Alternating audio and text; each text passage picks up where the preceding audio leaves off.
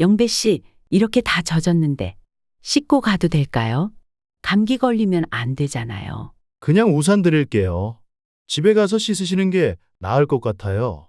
제 말이 끝나기도 전에 그녀는 현관문을 밀고 들어와 신발을 벗었습니다.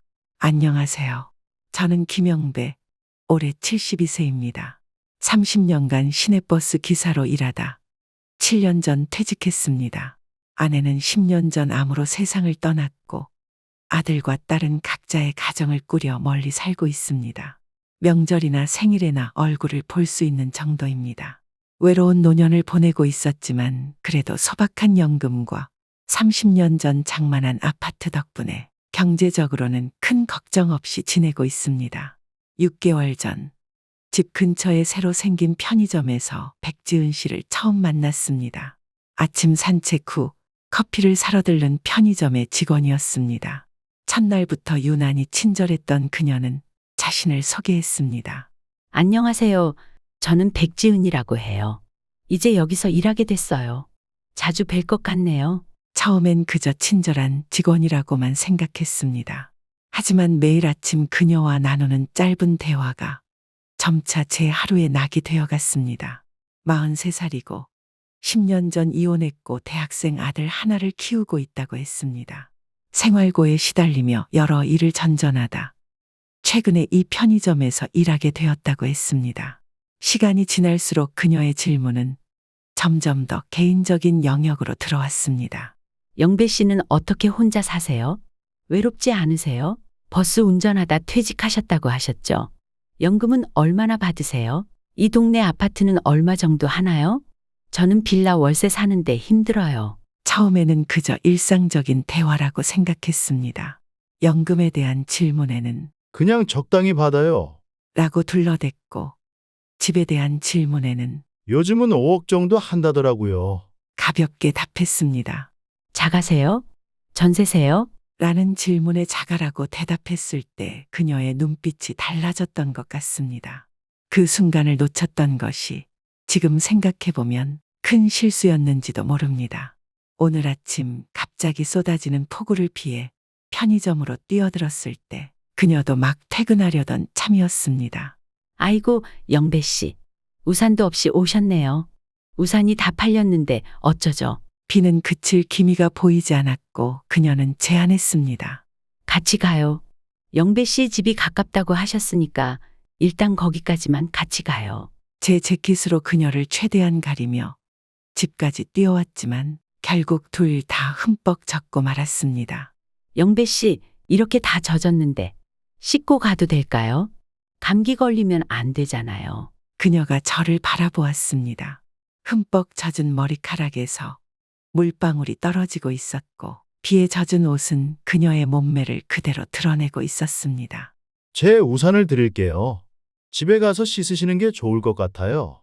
제 말이 끝나기도 전에 그녀는 현관문을 밀고 들어와 신발을 벗었습니다. 평소 차분하고 조용했던 그녀의 모습과는 달랐습니다. 어쩔 수 없이 문을 닫고 안으로 들어섰습니다.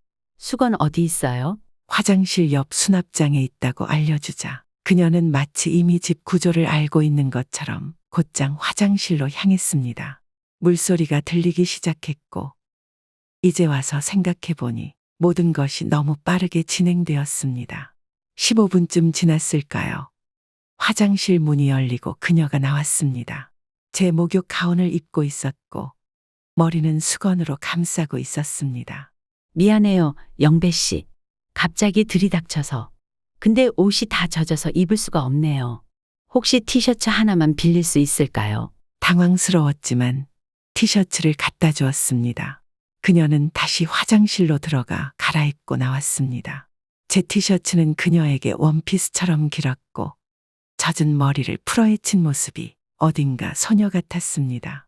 차라도 한 잔해요. 추워지셨을 텐데.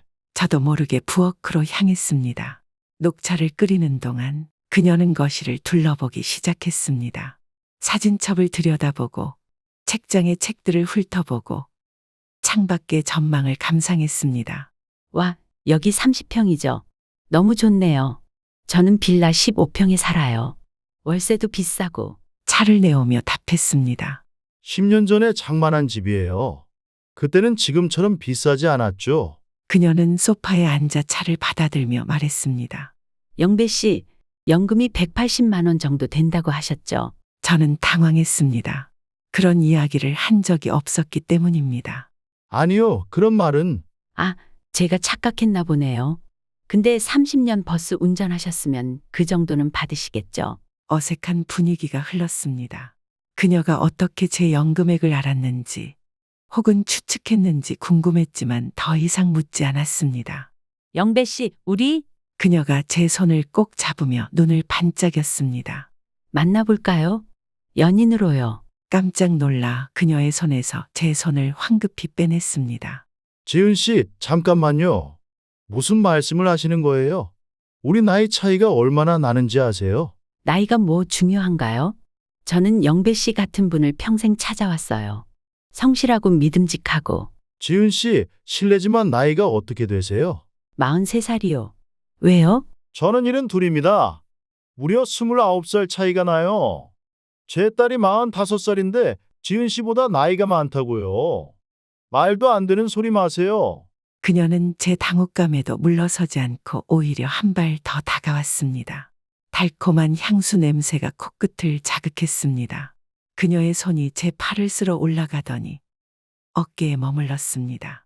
너무나 당황스러워 몸이 굳었습니다. 10년 만에 처음으로 여자와 이렇게 가까이 있는 상황이 현실감 없게 느껴졌습니다. 지은 씨, 이러지 마세요. 우리는 서로 잘 모르잖아요. 오늘 처음 집에 온 사이인데. 그러니까 알아가면 되죠. 영배 씨도 외로우시잖아요? 저도 외로워요. 우리가 서로를 채워줄 수 있어요. 그녀는 제 눈을 똑바로 쳐다보며 입술을 살짝 깨물었습니다. 당황한 제 모습이 우습다는 듯 미소 짓더니 갑자기 제 뺨에 손을 가져왔습니다. 저는 벌떡 일어나 그녀와 거리를 두었습니다. 이건 너무 갑작스러워요. 서두르지 않아도 돼요. 영배 씨, 그녀는 부드럽게 말했지만 눈빛은 단호했습니다. 생각해 보세요. 저는 기다릴 수 있어요. 그런데, 창밖을 내다보던 그녀가 한숨을 쉬었습니다. 어머, 벌써 이렇게 늦었네요. 게다가 제 옷은 아직도 다 마르지 않았어요. 이대로 나가면 감기에 걸릴 것 같은데. 시계를 보니 어느새 밤 10시가 넘어 있었습니다. 그녀의 젖은 옷이 아직 건조대에 걸려 있었습니다. 그럼 택시라도 불러드릴까요? 이 시간에 저희 동네까지 가는 택시가 잘 안 잡혀요. 혹시 정말 죄송하지만 오늘 하룻밤만 소파에서 자고 가도 될까요? 내일 아침 일찍 갈게요. 약속해요. 망설이고 있는데 그녀는 이미 소파에 편안히 앉아 텔레비전 리모컨을 집어들었습니다. 마치 이미 결정된 일인 것처럼 행동했습니다. 밤새 잠을 설쳤습니다. 거실 소파에서 자고 있는 낯선 여자를 생각하니 마음이 불안했습니다. 방문을 굳게 잠그고 침대에 누웠지만 쉽게 잠들 수 없었습니다. 시계를 볼 때마다 시간은 더디게 흘렀고 때로는 거실에서 들려오는 미세한 소리에 귀를 기울이기도 했습니다. 그녀가 집안을 돌아다니는 건 아닐까? 제 서랍장이나 금고를 뒤지는 건 아닐까? 하는 불안감이 엄습했습니다. 얼마나 시간이 흘렀을까요? 무언가 맛있는 냄새가 코끝을 자극했습니다. 된장찌개 특유의 구수한 향기가 방 안까지 스며들었습니다. 문을 열고 나가자 부엌에서 들려오는 냄비 뚜껑 여닫는 소리, 그릇 부딪히는 소리가 선명하게 들렸습니다. 조심스레 거실로 나가 부엌 쪽을 바라보니 놀라운 광경이 펼쳐졌습니다. 지은 씨가 요리를 하고 있었습니다. 가스레인지 위에는 된장찌개가 보글보글 끓고 있었고 전기밥솥에서는 방금 밥이 다 된 듯 김이 모락모락 올라오고 있었습니다. 아, 영배 씨, 일어나셨어요? 잘 주무셨어요? 마치 수년간 매일 아침 하던 인사처럼 자연스러웠습니다. 그녀의 목소리에는 어제의 어색함이나 긴장감은 전혀 없었습니다. 오히려 이 상황이 너무나 당연하다는 듯 편안하게 행동했습니다. 멍하니 서 있는 저를 보며 그녀가 웃음을 지었습니다. 어서 세수하고 오세요. 금방 다 돼요. 말문이 막혔습니다. 어떻게 이런 상황이 벌어진 것인지, 어떻게 대응해야 할지 전혀 감이 잡히지 않았습니다. 어리둥절한 상태로 화장실에 들어가 세수를 했습니다. 거울에 비친 제 모습은 피곤해 보였고 눈에는 혼란스러움이 가득했습니다. 집으로 들어온 그녀를 쫓아내야 할지 아니면 일단 상황을 지켜봐야 할지 고민되었습니다. 30년간 버스를 운전하며 수많은 승객을 만났지만 이렇게 당황스러운 상황은 처음이었습니다. 화장실에서 나와 식탁에 앉자 그녀는 곧바로 밥과 국을 떠서 제 앞에 놓았습니다. 참, 많이 드세요. 된장찌개 맛있게 끓였어요. 제 특기예요. 향긋한 된장찌개 냄새가 코를 찔렀습니다. 10년 만에 처음 맡는 집밥 냄새였습니다. 아내가 살아있을 때 즐겨 끓이던 그 향기가 집안에 가득했습니다. 그날 아침 식사 이후로 지은 씨는 거의 매일 제 집에 찾아왔습니다. 때로는 아침 일찍 출근 전에 들러 아침을 차려주고 때로는 퇴근 후 저녁을 가져왔습니다. 처음에는 불편했지만 점차 그녀의 존재에 익숙해지기 시작했습니다. 10년 만에 누군가 차려주는 식사를 하는 것, 누군가와 대화를 나누는 것이 나쁘지 않았습니다. 그녀가 처음으로 제 집에 온 날로부터 일주일 정도 지났을 때였습니다. 이미 거의 매일 제 집에 들르며 살림을 돌보는 것이 당연한 일상처럼 자리 잡혀 가고 있었습니다. 처음에는 당혹스러웠지만 누군가 차려주는 식사와 정돈된 집안에 점차 익숙해지고 있었습니다. 그날 저녁, 특별히 정성을 들인 갈비찜을 가져왔습니다. 어디서 사온 것이 아니라 직접 만들었다고 했습니다. 오랜만에 맛보는 갈비찜의 맛에 푹 빠져 있던 저에게 그녀는 와인 한 잔을 건네며 말했습니다. 영배 씨, 사실 오늘 부탁드릴 게 있어요. 갑자기 그녀의 목소리가 조심스러워졌습니다. 평소의 자신감 넘치는 모습과는 달리 약간 긴장한 듯한 표정이었습니다. 무슨 일인데요? 제 아들 문제예요. 대학 다니느라 기숙사비를 내야 하는데 이번 달에 제가 약간 돈이 부족해서요. 월세도 밀렸고. 그녀는 테이블 위에 공과금 고지서와 통장 내역서를 펼쳐 보였습니다. 150만 원만 빌려주실 수 있을까요? 다음 달 월급 받으면 꼭 갚을게요. 정말 급해서 그래요. 갑작스러운 요청에 당황했습니다. 물론 제게 그 정도 금액은 있었지만 이제 막 친해지기 시작한 사이에 돈 거래를 하는 것이 내키지 않았습니다. 지은 씨, 그렇게 급하면 은행 대출은 알아보셨어요? 신용이 좋지 않아서 안 돼요. 전 남편이 제 명의로 빚을 많이 졌거든요. 아직도 그 후유증이 남아있어요. 그녀의 눈에 눈물이 고였습니다.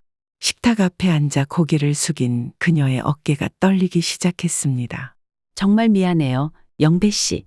이렇게 부탁드리고 싶지 않았는데 제가 너무 막막해서. 저는 그녀의 떨리는 어깨를 바라보며 마음이 약해졌습니다. 아무리 경계심이 있다고 해도 눈앞에서 우는 여성을 외면하기는 어려웠습니다. 특히 매일 집안일을 도와주고 맛있는 음식을 해주던 그녀였기에 더욱 그랬습니다. 알겠어요. 도와드릴게요. 하지만 정말 빌려드리는 거예요. 갚으실 거죠? 그녀는 갑자기 얼굴을 들고 환하게 웃었습니다. 방금 전까지 흐르던 눈물이 거짓말처럼 사라졌습니다. 정말요? 영배 씨 정말 고마워요. 당연히 갚을게요. 약속해요. 그녀는 벌떡 일어나 제게 달려와 갑자기 안겼습니다. 너무 갑작스러운 행동에 당황했지만 그녀는 아랑곳하지 않고 제 볼에 키스까지 했습니다. 사랑해요, 영배 씨. 정말 제 은인이에요. 과한 반응에 어색함을 느꼈지만 그녀의 기쁨이 진심이라고 생각하니 저도 모르게 미소가 지어졌습니다. 그날 바로 은행에 가서 150만 원을 인출해 그녀에게 건넸습니다. 그녀는 돈을 받자마자 영수증을 써주겠다며 종이를 꺼냈습니다. 제가 확실히 갚을게요. 여기 정식으로 차용증 써드릴게요. 정성스럽게 차용증을 쓰는 그녀의 모습을 보며 저는 이 돈을 빌려준 것이 옳은 결정이라고 생각했습니다. 하지만 그로부터 한 달이 지나도록 그녀는 돈을 갚지 않았습니다. 오히려 더 자주 제 집에 찾아오며 더 깊은 관계를 요구했습니다. 식사 준비뿐만 아니라 청소, 빨래까지 도맡아 하며 점점 더 이 집의 주인처럼 행동하기 시작했습니다. 영배 씨, 우리 이제 같이 살면 어떨까요? 제가 매일 출퇴근하는 것보다 여기 살면서 영배 씨 돌봐드리는 게 더 좋을 것 같아요. 그녀의 제안에 저는 고개를 저었습니다. 아직 그런 단계가 아니라고 서로 더 알아가야 한다고 했습니다. 그러자 그녀의 표정이 살짝 어두워졌습니다. 그럼 월세라도 내주세요. 제가 사는 빌라 월세가 너무 부담돼요. 이런 식으로 관계가 발전하는 것이 불편했습니다. 더구나 빌려준 돈에 대한 언급도 없이 계속해서 같이 살자는 이야기만 했습니다. 그래서 조심스럽게 물었습니다.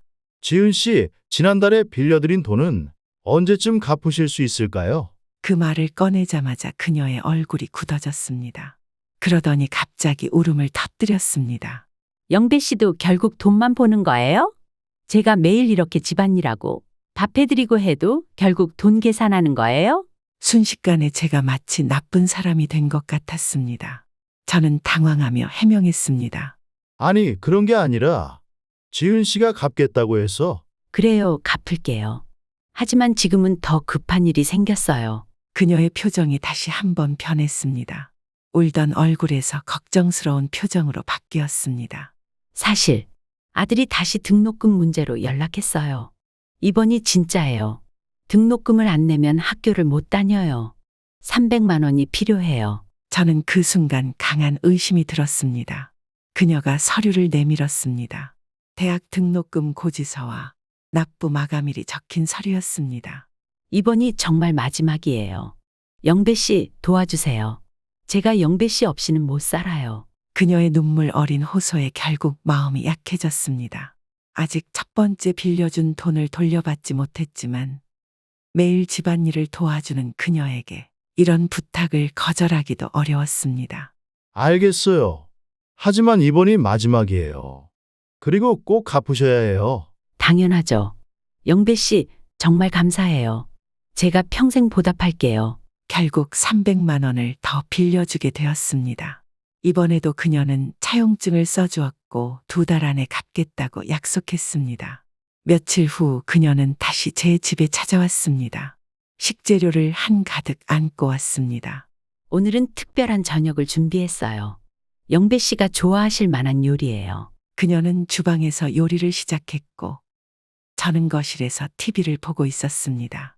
요리하는 모습이 익숙해졌고 솜씨도 좋았습니다. 이런 생활도 나쁘지 않을지도 모른다는 생각이 들었습니다. 영배 씨, 저 잠깐 화장실 좀 쓸게요. 그녀가 화장실에 들어간 사이 휴대전화가 울렸습니다. 그녀의 가방에서 울리는 소리였습니다. 가방을 보니 화면에 아들이라고 떠 있었습니다. 순간 궁금증이 들었습니다. 등록금 때문에 그렇게 걱정하던 아들이니까요. 전화를 받았습니다. 여보세요? 엄마, 아니, 누구세요? 저는 지은 씨 지인입니다만 아, 네. 엄마 좀 바꿔주세요. 지금 화장실에 있어서요. 혹시 무슨 일인가요? 등록금 문제는 잘 해결됐나요? 등록금이요? 무슨? 아, 또 그 얘기 하시네요. 제가 휴학한 지 1년이 넘었는데 엄마가 자꾸 등록금 얘기를 하더라고요. 제가 군대 가기 전에 휴학했다고 몇 번을 말했는데 말문이 막혔습니다. 등록금 고지서는 가짜였던 겁니까? 그때 화장실에서 나온 그녀가 상황을 파악하고 재빨리 전화를 받아들었습니다. 민수야, 나중에 전화할게. 지금 바빠. 서둘러 전화를 끊고 어색한 웃음을 지었습니다. 아들이 전화했네요. 요즘 애들이 그래요. 등록금 내라고 해놓고 휴학한다고 하고 저한테 말도 없이. 분명 거짓말이었습니다. 그녀는 제게 돈을 받아내기 위해 가짜 고지서를 만들었던 것입니다. 지은 씨 돈 돌려주세요. 그녀의 표정이 굳었습니다. 무슨 소리예요? 아들과 통화했어요. 휴학 중이라고 하던데요. 등록금 고지서는 뭐였죠? 잠시 침묵이 흘렀습니다. 그녀는 한숨을 내쉬며 소파에 주저앉았습니다. 알았어요. 사실대로 말할게요. 등록금이 아니라 제가 급히 돈이 필요했어요. 전 남편이 빚을 독촉해서 진짜 다급했어요. 거짓말로 돈을 받아낸 거군요. 하지만 제 마음은 진심이에요. 영배 씨를 정말 좋아해요. 그건 거짓이 아니에요. 믿기 힘들었습니다. 이제 와서 무슨 말을 해도 신뢰가 완전히 무너졌습니다. 제 집에서 나가달라고 했습니다. 영배 씨, 제발요. 저 정말 영배 씨를 좋아해요. 돈은 꼭 갚을게요. 시간을 좀 주세요. 지금 당장 나가주세요. 그리고 빌려간 돈 450만 원 일주일 안에 갚으세요. 그녀는 자리에서 일어나더니 갑자기 표정이 변했습니다. 방금 전까지 애원하던 모습은 온데간데 없고 차갑고 날카로운 눈빛으로 저를 노려보았습니다. 영배 씨, 정말 저를 그렇게 쉽게 내쫓을 수 있다고 생각하세요? 우리는 연인 사이였어요. 증인도 있고 사진도 있어요. 무슨 말도 안 되는 소리를. 그동안 영배 씨가 저한테 얼마나 많은 선물을 해주셨는지 아세요? 그것들이 다 증거가 될 수 있어요. 게다가 영배 씨가 저한테 관심 있다는 걸 아는 이웃들도 많고요. 그녀의 말에 소름이 돋았습니다. 이게 무슨 뜻인지 점점 이해가 되기 시작했습니다. 혹시 협박하시는 건가요? 협박이라뇨? 저는 그저 사실을 말하는 거예요. 영배 씨, 생각해 보세요. 72살 노인이 43살 여성에게 돈을 빌려주고 관계를 맺었다가 버렸다고 하면 이웃들이 뭐라고 생각할까요? 자녀분들은요? 그녀의 얼굴에 교활한 미소가 번졌습니다. 이 순간 저는 그동안 얼마나 큰 함정에 빠져들고 있었는지 깨달았습니다. 그녀는 처음부터 계획적으로 접근한 것이었습니다. 그만두세요. 이런 식으로 나오면 경찰에 신고하겠습니다. 신고하세요. 저는 경찰에 영배 씨가 저를 유혹해서 같이 살자고 했다고 말할 거예요. 그리고 돈도 주기로 약속했는데 안 지켜서 힘들다고요. 아, 그리고 이런 이야기가 동네에 퍼지면 영배 씨 자녀분들은 얼마나 놀라실까요? 심장이 빠르게 뛰기 시작했습니다. 소문이 나면 자식들 앞에서 창피할 것이고 이웃들의 시선도 견디기 힘들 것 같았습니다. 게다가 자식들에게 이런 모습을 보이고 싶지 않았습니다. 그때 문득 한 가지 생각이 떠올랐습니다. 차용증. 그녀가 쓴 차용증이 있었습니다. 냉정을 되찾고 서랍에서 차용증을 꺼냈습니다. 이거 보세요. 지은 씨가 직접 쓴 차용증입니다. 여기에 분명히 돈을 빌려간다고 적혀 있어요. 그녀의 표정이 굳어졌습니다. 방금 전까지의 자신감이 무너지는 것이 보였습니다. 그리고 만약 지은 씨가 정말 그런 이야기를 퍼뜨린다면 저도 지은 씨가 처음부터 돈을 노리고 접근했다는 사실을 알릴 수밖에 없을 거예요. 저한테는 증거가 있으니까요. 그녀의 얼굴이 창백해졌습니다. 잠시 침묵이 흘렀고 그녀는 마침내 한숨을 내쉬었습니다. 알았어요. 갈게요. 하지만 돈은 당장 못 갚아요. 시간이 필요해요. 얼마나 필요하신가요? 6개월. 아니, 최소 3개월은 주세요. 하룻밤 사이에 모든 것이 변했습니다. 아침에는 행복한 아침 식사를 함께했던 사람이 이제는 서로 협상을 하는 처지가 되었습니다. 그녀의 진짜 모습을 보고 나니 마음이 차갑게 식었습니다. 2달 드리겠습니다. 그 이상은 안 됩니다. 그녀는 마지못해 고개를 끄덕였습니다. 물건을 챙겨 현관으로 향하면서 마지막으로 저를 돌아보았습니다. 영배 씨, 저 정말 처음에는 돈 때문에 접근했지만 나중에는 진심이었어요. 믿어주세요. 문이 닫히고 집안에 다시 고요함이 찾아왔습니다. 너무나 많은 일이 짧은 시간 동안 일어났습니다. 제 마음은 복잡했지만 한편으로는 이 모든 일이 끝난 것 같아 안도감도 느껴졌습니다.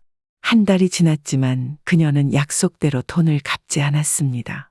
전화도 받지 않았고 편의점에도 더 이상 출근하지 않았습니다. 모든 연락이 끊겼습니다.